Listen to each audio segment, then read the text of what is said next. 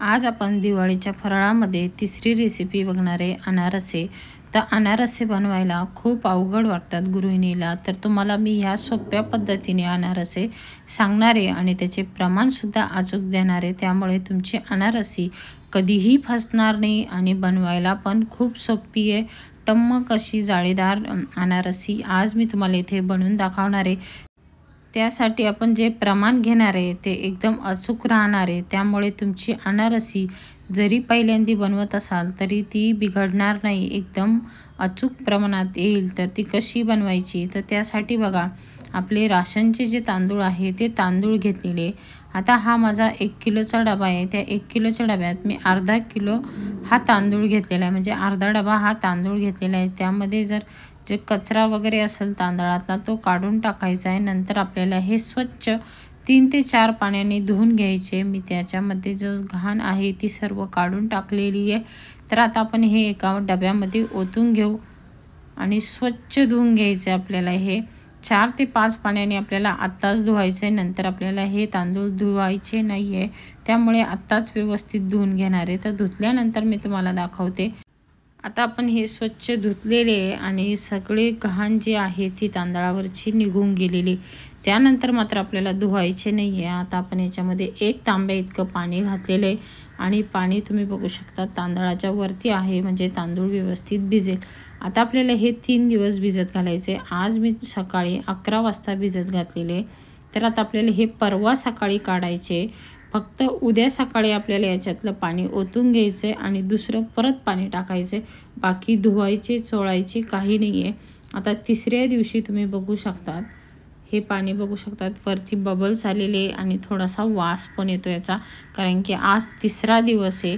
तर आता हे तांदूळ चोळायचे नाही, नुसतं आपल्याला हे पाणी 4 ते 5 पाणी आपल्याला हे बदलून घ्यायचे आणि धुवून घ्यायचे. हे म्हणजे जे घाण वास आहे तो सर्व निघून जाईल आणि आपली अनारशीचा सुद्धा वास येणार नाही. म्हणून आपल्याला याचे 4 ते 5 पाणी आपण इथे बदलायचे.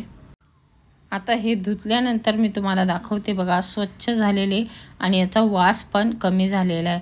आता आपल्याला हे एका टोपावरती चाळण ठेवायची आहे आणि त्या चाळणीवरती आपल्याला हे ओतून घ्यायचे, म्हणजे त्याच्यामध्ये जे पाणी आहे ते सर्व निथळून घ्यायचं आहे. आता इथे आपल्याला हे 15 मिनटं चांगलं ठेवायचं आहे. त्यामुळे काय होईल, त्यातलं जे सर्व पाणी आहे ते सर्व निथळून जाणार आहे. आता आपण इथे 15 ते 20 मिनटं आपण तसंच ठेवणार आहे फॅनखाली. आणि पाणी निथळल्यानंतर आपल्याला पुढची स्टेप काय करायची ते सुद्धा मी तुम्हाला सांगणार आहे. आता 15 मिनटं तसंच ठेवू आपण आणि 15 मिनटानंतर बघा, इथे पाणी बघा इतकं पाणी निघालेलं आहे. त्यानंतर आपल्याला बेडशीट अंथरायची आहे आणि बेडशीटवरती आपल्याला हे सर्व तांदूळ पसरून घ्यायचे. तुम्ही कुठलाही कपडा घेऊ शकतात आणि त्या कपड्यावरती असं सुकवून घ्यायचे. हे आपल्याला उन्हामध्ये नाही तर घरामध्येच फॅनखाली हे सुकवून घेणार आहे आपण. हे 1 तास आपल्याला सुकवायचे, पूर्णपणे सुकवायचे नाही, थोडेसे ओलसरच पाहिजे, कारण की आपण हे मिक्सरला बारीक करायचे. पूर्ण सुकवणार नाही आपण, थोडेसे ओलसरच आहे ते. तर बघा 1 तास ठेवलेलं आहे मी. बघा, ह्या पद्धतीने केलं तर हाताला चिटकतात ते, म्हणजे थोडेसे ओलसरच तांदूळ आहे हे. आणि अनारशांना सुद्धा असेच तांदूळ पाहिजे. आता आपण 1 तासानंतर हे सर्व गोळा करून घेणार आहे.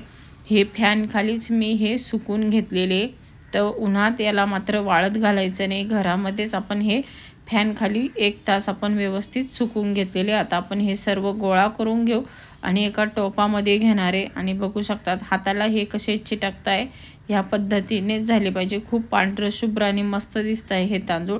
तर आपण हे एका टोपामध्ये भरून घेऊ आणि नंतर आपल्याला हे थोडे थोडे करून मिक्सरला बारीक करून घ्यायचे.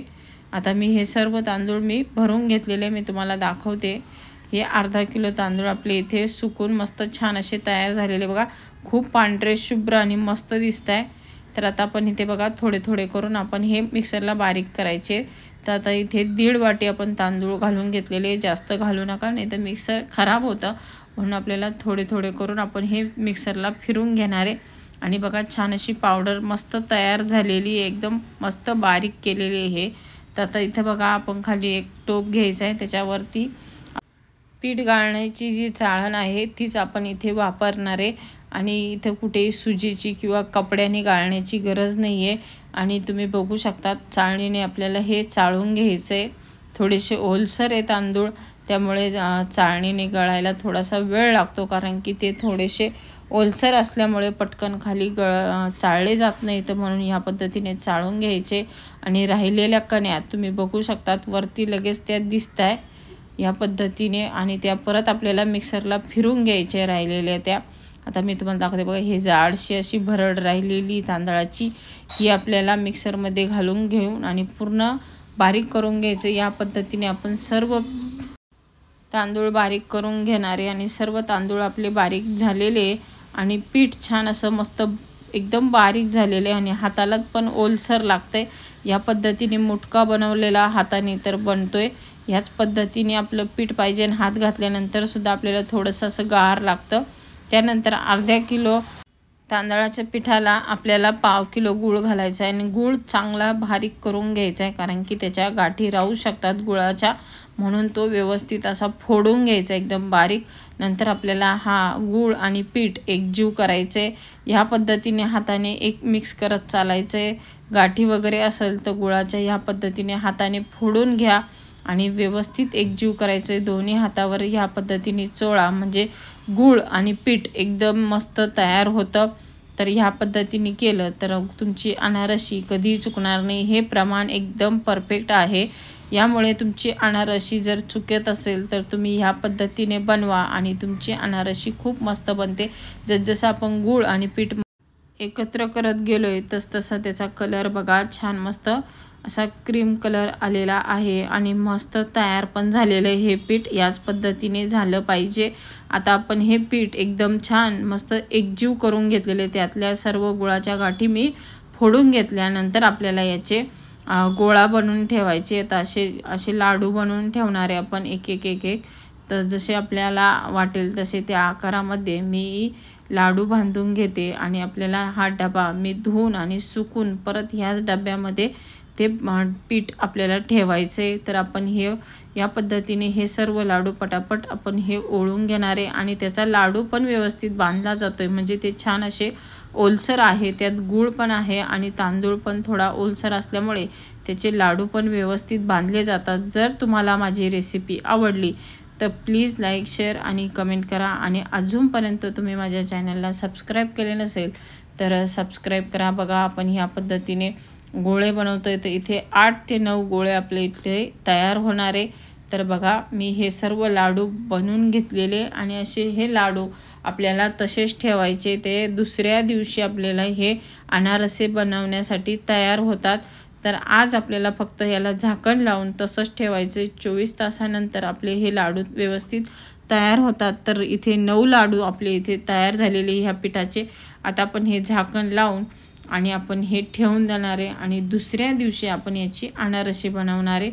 तर आता दुसऱ्या दिवशी मी तुम्हाला दाखवते कसे तयार होत आहे ते. दुसऱ्या दिवशी तुम्हाला मी हे लाडू दाखवते. आता बघू शकतात आपण मी झाकण उघडून दाखवते. तर आपले लाडू आता 24 तास हे व्यवस्थित मुरले आहे आणि ह्याच पद्धतीने झालं पाहिजे, म्हणजे ते थोडेसे आंबट होतात, म्हणजे ते पीठ व्यवस्थित गूळ आणि पीठ एकजीव होतात. तर त्यातला एक लाडू आपल्याला एका ताटामध्ये काढून घ्यायचा आहे आणि तो हाताने असा फोडून घ्यायचा आहे. अजून हे सुक्कं आहे तर त्याच्यामध्ये तुम्ही केळीसुद्धा घालू शकतात पिकलेली, पण मी इथे दूध घेते आणि दूध हे म्हणजे थंड आहे, म्हणजे थंड म्हणजे खूप फ्रीजमधलं नाही, साधं आपलं दूध आहे. आणि ते आपल्याला यामध्ये घालून घ्यायचं आहे आणि थोडं थोडं घालत आणि आपल्याला हे व्यवस्थित मळून घ्यायचं आहे. तर बघा पिठात थोडंसं दूध टाकलं तर पीठ लगेच व्यवस्थित मळलं जातं आहे. जसं लागल तसं थोडं थोडं करत जायचं आहे अंदाजाने, नाही तर ते पातळ पण होऊ शकतं. तर आम्ही अजून एक लाडू घेतलेला आहे, कारण की ते कमी पडत होतं. तर थोडासा मी अजून एक लाडू घेऊन त्यामध्ये फोडून घेते आणि परत आपल्याला याच्यामध्ये थोडं थोडं करून दूध घालत जायचे. आता इथे मी अर्धी वाटी दूध घेतलं होतं, तर ते सर्व दूध मी यामध्ये घातलेलं आहे, पण तरी पण थोडंसं दूध अजूनसुद्धा कमी आहे. तर आपल्याला याच्यामध्ये अजून थोडंसं दूध पाहिजे, तर आपण याच्यामध्ये अजून थोडंसं दूध घेऊ आणि ते थोडंसं घालू. तर असं आपल्याला एक वाटीला थोडंसं कमी दूध लागणार आहे. आणि ही वाटी खूप छोटी आहे, ही वाटी खूप मोठी नाही. जर चमच्याने जर घालायचं ठरलं तर 5 ते 6 चमचे इतकं दूध मी त्यामध्ये घातलेलं आहे बघा. थोडं थोडं करत घालायचं आहे, नाही तर ते पातळ होऊ शकतं. आणि एकदम व्यवस्थित हे पीठ मळलं जातं आहे आणि मस्त पेड्यासारखं पण झालेलं आहे हे पीठ. आणि ह्याच पद्धतीने झालं पाहिजे, म्हणजे आपली अनारसे खूप छान येतात बघा. आपण हे पूर्ण पीठ आता हे व्यवस्थित मळून घेतोय आणि एकदम मस्त हे पीठ आपलं इथे तयार झालेलं आहे. जर तुम्हाला अनारसे जमत नसेल तर तुम्ही ह्या पद्धतीने केले तर तुमचे अनारसे कधी फसणार नाही. ज्यांना अनारसे करणं खूप अवघड वाटत असेल त्यांनी तर ही रेसिपी नक्की ट्राय करून बघा. आता बघा थोडंसं दूध उरलेलं आहे बाकीचं. आता इथे काय करणार आहे, मी पोळपाटावर लाटून घेणार आहे. त्याच्या आधी इथे बघा प्लॅस्टिकचा पेपर घेतलेला आहे आणि त्या पेपरवरती आपल्याला हे लाटून घ्यायचं आहे, म्हणजे चिटकणार पण नाही. आणि हाताने करायला वेळ लागतो एक एक करायला, तर तुम्ही एकाच वेळेस 5 ते 6 अनारसे करू शकतात. आपण चपातीसारखं हे लाटून घ्यायचं आहे. आता फक्त आपल्याला पेपर फिरवत जायचं आहे आणि लाटण्याने वरती लाटून घ्यायचं आहे. डायरेक्ट उचलायला गेलं तर ते तुटू शकतं, म्हणून आपल्याला हे पेपरनी असं फिरवत चालायचं आहे. पेपर फिरवायचं आहे आणि आपल्याला हे ह्या पद्धतीने व्यवस्थित लाटून घ्यायचं. ज्यांना हाताने करायला जमत नसेल त्यांनी ह्या पद्धतीने झटपट आणि पटापट होतात, जास्त वेळ लागत नाही अनारसे बनवायला. तर आता छोटीशी वाटी घ्यायची आहे आणि वाटीने आपल्याला हे अशा अनारसा कापून घ्यायच्या आहे. आणि बघू शकतात मस्त अशा छोट्या छोट्या अनारसा आपल्या खूप छान दिसत आहे या. आणि ह्या पद्धतीने पटापट आपण हे अनारसे करू शकतो. अनारसे करायला सुद्धा वेळ लागणार नाही, अशी ही एकदम सोपी आणि नवीन पद्धत आहे. तर आपण हे काढून घ्यायचे एक एक, मी तुम्हाला काढून दाखवते. तुटत पण नाही आहे आणि एकदम व्यवस्थित येत आहे. आपण आता इथे थोडीशी खसखस टाकून घ्यायची ताटात आणि जी खालची बाजू आहे ती ठेवून घ्यायची खालीच परत आपल्याला ठेवताना. असे करून आपण हे सर्व अनारसे बनवून घेणारे. बनवायला पण खूप पटकन बनले जातात आणि खायला पण खूप छान लागते ही रेसिपी. आता आपल्याला हे तळून घ्यायचे. तर आपल्याला तेल छान असं तापलेले आहे आणि गॅस आपल्याला आता मीडियम करायचा आहे. आणि जी खालची बाजू आहे ती वरती करायची, म्हणजे जी खसखस आहे ती साईड वरती करायची आहे. आणि आपल्याला मीडियम गॅसवर हे छान तळून घ्यायचे. फास्ट गॅस करायचा नाही, नाही तर लगेच ते लाल होतील आणि आतून तसेच कच्चे राहतील. आणि छान असे फुगून वरती आलेले बघा, टम्मक असे मस्त बघू शकतात छान असे मस्त फुगून वरती आलेले. तर आपल्याला वरची बाजूसुद्धा तळून घ्यायची आहे. त्यासाठी सुद्धा आपल्याला त्यावरती तेल घालत जायचं, म्हणजे ते व्यवस्थित तळले जातील. तर आपण इथे काय करायचं आहे, झाऱ्या घ्यायचं आहे आणि झाऱ्याने ते आपल्याला झाऱ्यावरती काढून घ्यायचे. कारण ते अनारसे एकाच बाजूने तळले जातात आणि पलटी करत नाही. त्यामुळे आपल्याला हे एकाच साईडने तळायचे आणि दुसऱ्या साईडने, म्हणजे जी वरची बाजू आहे त्यावरती ह्या पद्धतीने पळीने तेल घालत जायचे आणि हे तळून घ्यायचे. अनारसे नेहमी एकाच साईडने तळले जातात.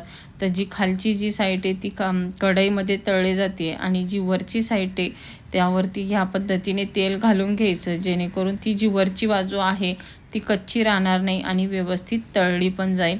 आणि तुम्ही बघू शकतात कलर एकदम छान आलेला आहे आणि वरची बाजूसुद्धा मस्त तळली गेलेली आहे. ह्या पद्धतीने आपण हे सर्व अनारसे करून घेतलेले. तर बघा, आणि आता आपल्याला हे काढून घ्यायचे. थोडंसं तेल निथळून ठेवायचे, नंतर आपण हे एका प्लेटमध्ये काढून घेणार आहे. आणि तुम्ही बघू शकतात एकदम मस्त आपले इथे अनारसे तयार आहे. रेसिपी आवडली असेल तर प्लीज लाईक, शेअर आणि कमेंट करा. आणि रेसिपी बघितल्याबद्दल धन्यवाद.